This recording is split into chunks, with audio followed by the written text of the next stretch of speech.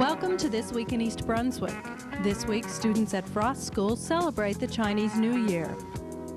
The mayor, superintendent of schools, and president of the Board of Education discuss the latest news on state funding. A rabies clinic at the Public Works building brings out pets of all shapes and sizes.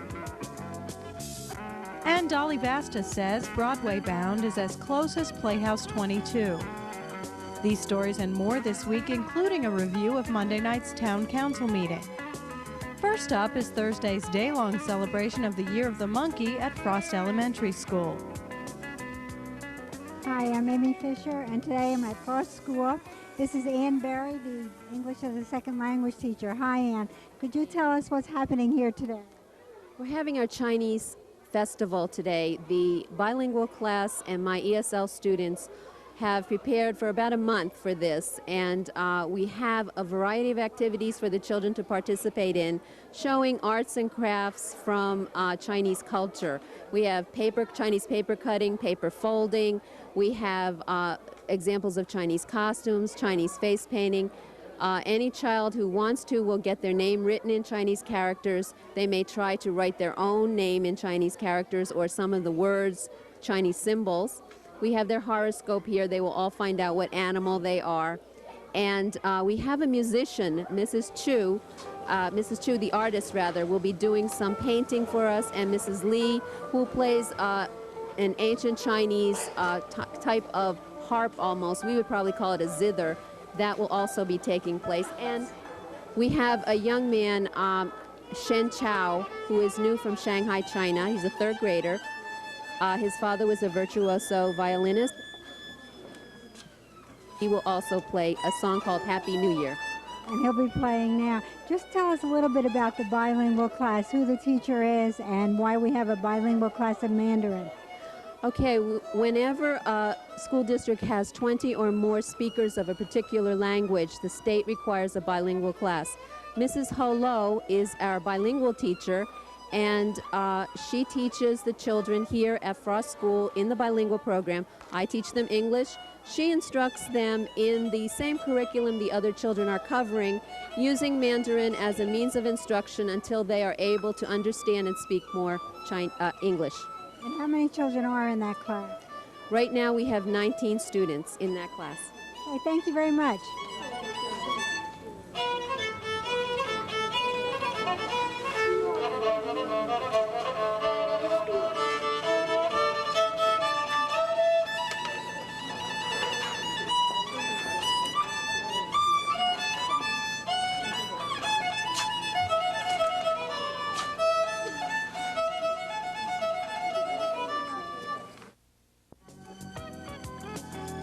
Next, Amy interviews leaders in the effort to reclaim state funding for township schools.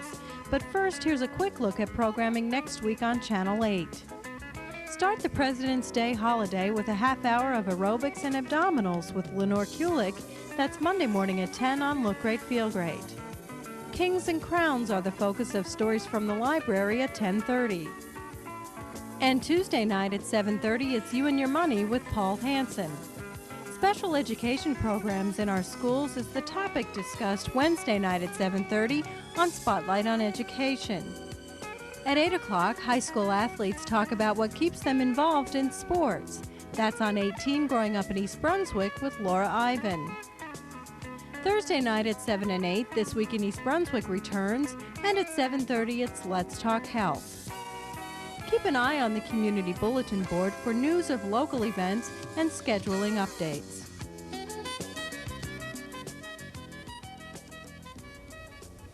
Hi, I'm Amy Fisher, and today I'm in the studio with Dr. John Kupko, our Superintendent of Schools, Dr. David Seiden, the President of our Board of Education, and Mayor Ira Skowski. The school and township officials have joined forces in an effort to preserve the excellence of our schools and to avert massive property tax increases for the people in our town. Dr. Seiden, could you tell us what happened with state aid that led you to be involved in this kind of an effort? Yeah. Amy, you know that last year the entire state aid formula was revised when they passed what's called the QEA, the Quality Education Act, and it changed the way state aid was distributed in the state of New Jersey. When they proceeded to apply the new formula again this year, it turned out that the amount of aid that was necessary to cover what was required for the pension system, plus the aid necessary to provide what was required under the law for the urban districts, plus the vocational districts, altogether added up to such a large amount that the amount left over for the aid to the middle income districts, such as ours, it's called foundation aid, was reduced from last year. So as they proceeded to distribute that reduced amount of aid to the various districts, it turned out that some districts, including ours, got very severely hurt. Our aid was reduced to zero, in fact, from 6.2, about $6.25 million last year, down to $0 this year. And that would have a devastating effect on this town. It would critically hurt the school system in terms of programs that we could offer, and at the same time result in massive tax increases. Okay, and Mayor Oskowski, as soon as that reduction was announced, you immediately became involved in trying to develop a cooperative working relationship with the schools. And why did you think that was so urgent? Amy, I was very, very concerned that the individuals that would lose out with a $6.25 million reduction in the school budget were not just the taxpayers. It would have been the residents, students of East Brunswick. And I was concerned that something had to be done, and some cooperative effort between the Board of Education and the township would have to be done for us to get that $6.25 million put back into the budget. Obviously, with my relationship with Dr. Seiden and other members of the Board of Education, I felt it was important that we work together as one, because by working together as one, we could provide a united front to express our views to Trenton. It was successful, and again, I compliment the Board of Education for working together with the township, and I hope that the township will work together in the future to continue this type of cooperative effort. Well, you also worked through the League of Municipalities to have this aid restored. What did that involve? I contacted the League president, Paul Matasaro, who is also the mayor of North Brunswick, and had expressed interest in us going to Trenton and asking for those dollars to be reinstated into the budget. Again, our community was hit with $6.25 million.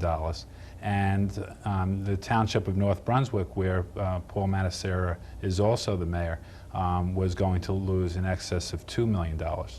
Combination of the two of us going down to Trenton, we met with Commissioner Ellis from the Board of Education, the State Board of Education, and he expressed interest in supporting our wishes, had contacted the governor, and the governor had also expressed support. And as you know, in their budget message, Mr. Florio's budget message, he had expressed that he wanted those funds reinstated. So in some small way, working together with the League of Municipalities, the school board within East Brunswick, I think we were able to get those dollars back in, and we put a certain amount of pressure on the state to put those funds back in. Yeah, I'm sure it was more than in a small way. I think the work that you did made a great big difference. Okay, Dr. Kopko, now the governor has a new proposal, and what does that mean now for state aid for our schools that he's proposing to give us? Well, the new proposal that's just been recently issued by the governor has East Brunswick at $6.7 million in foundation aid. And as Dr. Seiden has mentioned, foundation aid is the aid which we were initially slated to lose. We were extremely disappointed when those figures were released, and very, very concerned with what would happen with our school system, and also with what would happen with the tax rate in the community. But the current situation of restoring that foundation aid which is utilized for the everyday operation of our school system, is something that we're looking upon very, very favorably at this point. Now, what effect would that new aid have on the property tax rate? Well, the new aid that is being generated will be utilized significantly in a very, very large measure to relieve the tax rate in the community. And what that amounts to in terms of dollars and cents is approximately 18 points on the tax rate, which is a considerable amount of revenue, you know, coming in and providing property tax relief. Certainly is a big difference. Well, incidentally, we also might want to mention that the budget as it now stands is quite a bit under the state cap. How much under is it? Yeah, the budget is about $350,000 below the state cap as it currently stands. That was the tentative budget adopted by the board, and the board will continue to review that well into March. Okay, now, Dr. Seiden and Mayor Oskowski, the legislature still has to approve the governor's proposal. Do you intend to continue working together until that whole proposal becomes a reality? Yeah, absolutely. Frankly, I expect that we're going to continue working together long beyond that. I think it's beneficial to this community that the relationship between the Board of Education and the municipal government be a cooperative working relationship, even beyond this current crisis. But with regard to the current issue, I think it's very important that not only we all recognize, but that the residents in this town recognize that this issue is far from settled. The governor has made a proposal that will restore the aid. It's a complicated proposal and involves revaluing the pension system and reducing funding for that and transferring the funding elsewhere. But it's going to require the approval of the legislature in order for it to be effected. And the legislature, of course, reserves the right to not approve it, to modify it, do as it wishes. And while we've won the first round, and I view it as only the first round, we got the governor to put the money there in his budget. We now have the remainder of the battle to go, and that is to convince the legislature to leave it there. As you probably know, there have been proposals put forward by some members of the legislature to postpone the public referendum on the budget, to postpone the deadline date for developing the budget by 5 weeks, putting it back into May. And the reason for that is to give the legislature more time to work on the state aid issue. My fear, of course, is the more time they have to work on the state aid issue, the greater is the likelihood that it will hurt us. There are many members of the legislature who have already indicated that their inclination is to reduce to some extent the amount of foundation aid that's going to be distributed. And if that happens, of course, that will have a negative effect upon us. So I think we have a long way to go yet. I think it would be a serious mistake for us to sit back and feel that we've won.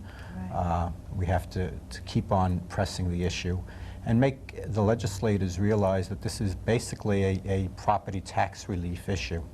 Really, every dollar of state aid that we get is a dollar that we won't raise through property tax. And as it stands right now, we're able to save the average homeowner somewhere in the neighborhood of $250 to $300 a year for every year from now on, if we can keep what we've got.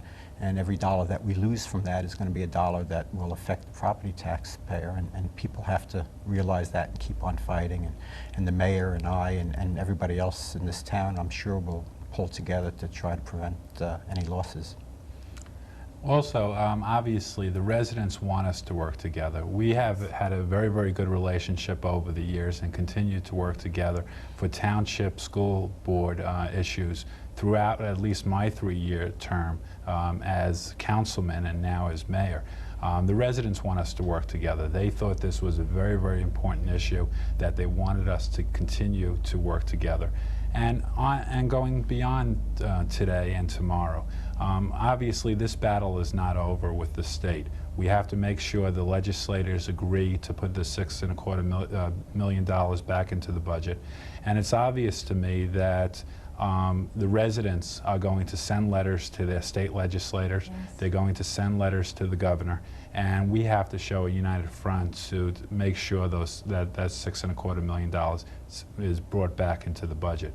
Beyond this situation, I know I am very, very confident that we will continue to work together because the relationship is there. And I am also very, very happy to work with Mr. Seiden because he has really cared about the children of our community.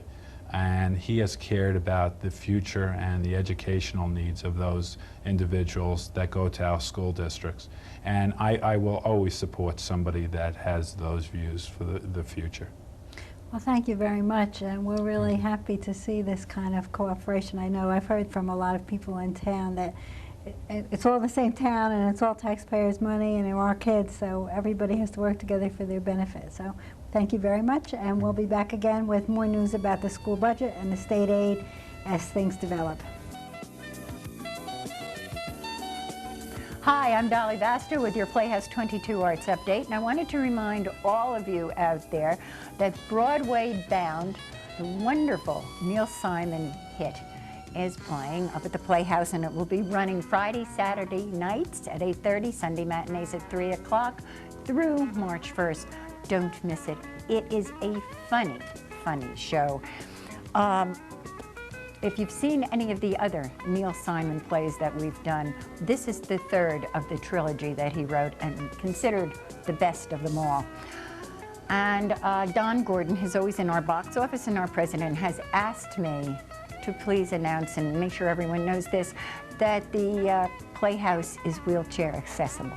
So I hope I see you all out there in one of the next weekends. Don't forget. Okay, I'll see you all. In the meantime, take care.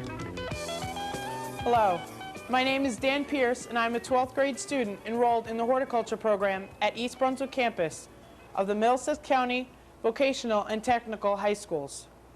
In order to celebrate FFA Week, today we are hosting our annual FFA School and Community Reception.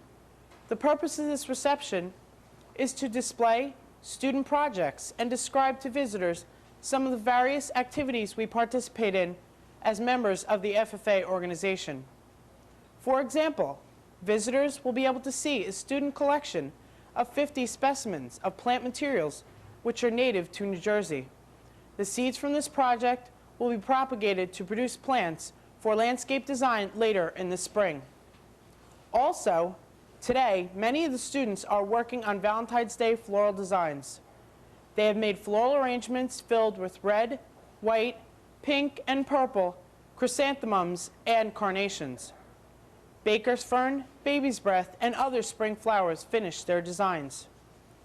On the display tables, you will see students working on rose bouquets and dish gardens, which will be available for sale to the school and community. The Art of Topiary is a new project this year, has been taken on by a few of the students. In order to create a topiary, a student first builds a frame designed to look like an animal or other creative shape. The frame is built with chicken wire and wood for support. Then, it is filled with sphagnum moss and covered with various types of ivies or plant materials. It has to be kept moist, and the ivy must be trained to take the contour of the frame. Along with our regular shop training program, students are actively involved in FFA activities. The FFA is a national youth organization of students enrolled in agricultural education courses. The primary aim of the National FFA organization is the development of agriculture leadership, citizenship, and cooperation. At the state level, our local chapter participates in public speaking, landscape and floral design, and floriculture contests, to name a few. Community service is also a vital part of our organization. We'd like to thank Channel 8 for stopping by our school today, and we also want to remind the listeners that during February and March, we'll be growing seedlings for kitchen herb gardens and your backdoor salad garden. They will be available for sale in April and May, so plan on visiting our greenhouse at the East Brunswick campus of Middlesex County Vocational and Technical High Schools, 112 Ruse Lane in East Brunswick. The seriousness of rabies has become a reality in East Brunswick. So far in 1992, there have been 2 confirmed cases of rabies, according to Animal Control Officer Mike Mansfield. That compares to a total of 5 in all of 1991. Hundreds of residents showed up at the Public Works Garage on Harts Lane Saturday for a free rabies clinic. Over 350 shots were given to township cats and dogs, and residents were also able to get licenses for their pets as well. Mike Mansfield urges all pet owners to have your animals inoculated to protect them and you against this deadly disease. If you missed Saturday's clinic, contact the Middlesex County Health Department to find out what other towns are sponsoring clinics. The number is 828-8100. Clinics are open to all Middlesex County residents.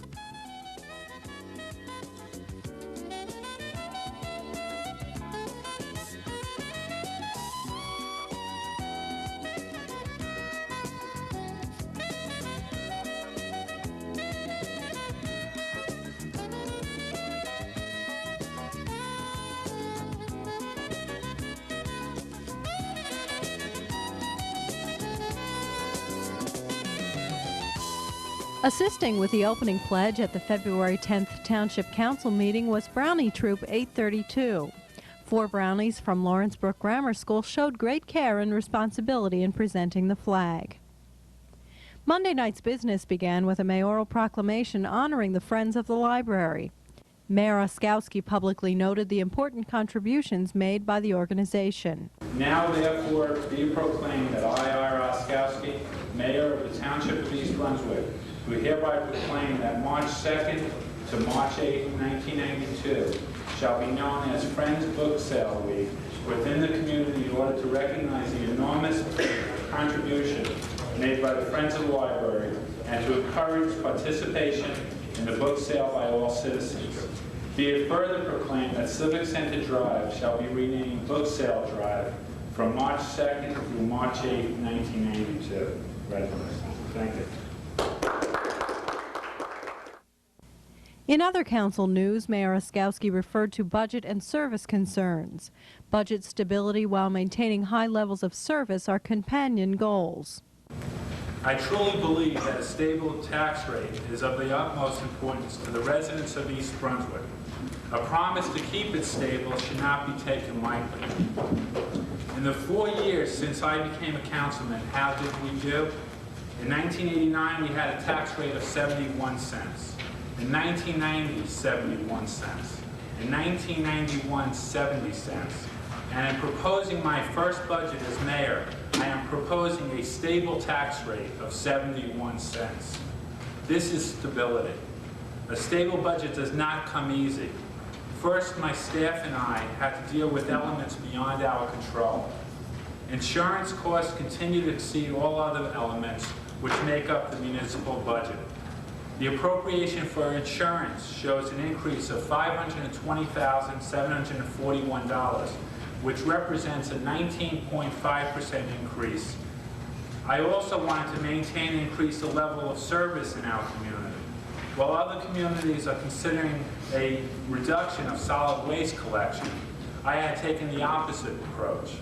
Solid waste collection will continue to be twice weekly, and the residents will be able to continue to take all of their household waste to curbside.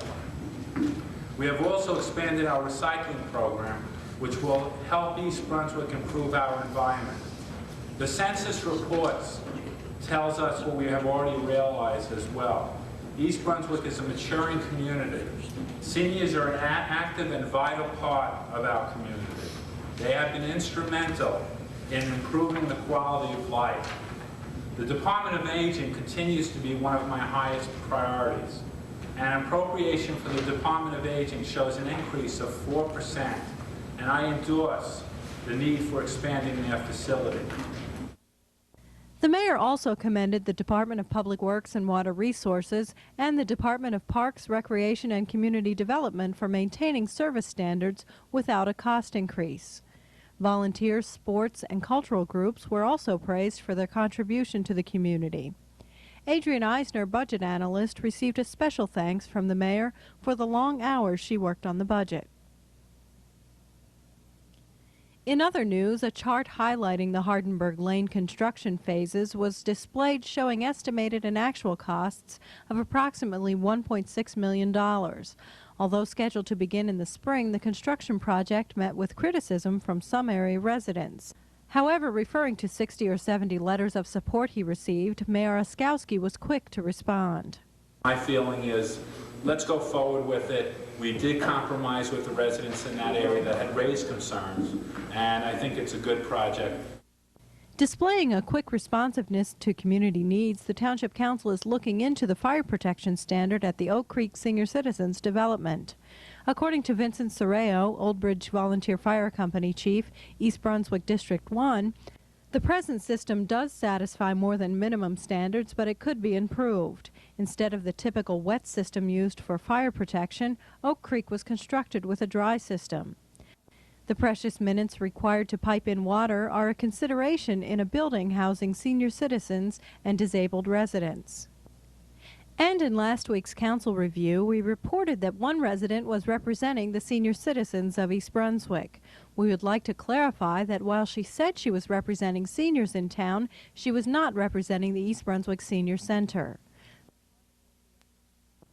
The American Heart Association is sponsoring Heart Month in February. They have several area events planned to increase awareness of heart disease and raise money for the association.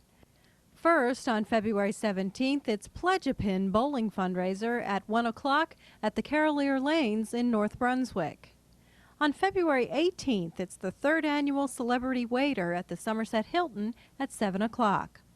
On February 19th at 3 p.m., watch the Middlesex County Sheriff's Department play the WCTC All-Stars in a basketball game at Spotswood High School. Tune in to WCTC Radio 1450 AM on February 20th and 21st for Operation Heartbeat. Call 249-2600 for details.